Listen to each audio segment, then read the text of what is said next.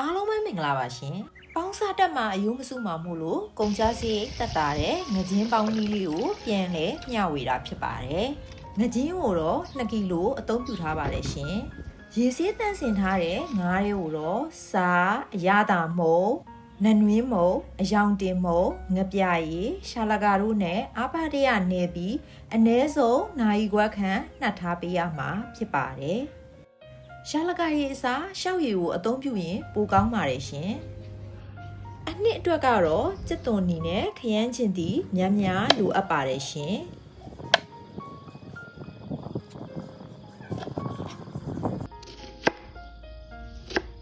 ပေါင်းဝဲအိုးရဲ့အောက်ခြေထဲမှာတော့စပက်လင်းတွေကိုတန်းစီပြီးတော့ထည့်ပေးရမှာဖြစ်ပါတယ်ကြံရိုးရှိရင်လည်းကြံရိုးကိုထည့်ပေးလို့ရပါတယ်ရှင်ပြီးရင်တော့နှက်ထားတဲ့ငါးကိုအိုးထဲကိုထည့်ပေးရမှာဖြစ်ပါတယ်လှီးထားတဲ့စက်သွန်နီခရမ်းချင်သီးနဲ့စီထည့်ပြီးတဲ့အခါမှာတော့စတင်ပေါင်းလို့ရပါပြီငါးပေါင်းတဲ့အခါမှာတော့ငါးမကြေစေဖို့အတွက်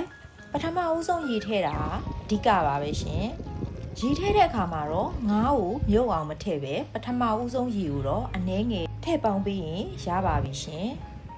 နောက်ရည်တွေကိုတော့ငါးနှိုးတဲ့အထိမိမိစိတ်ကြိုက်ထည့်ပေးလို့ရပါပြီရှင်စားကောင်းကြပါစေရှင်အားလုံးကိုကျေးဇူးတင်ပါတယ်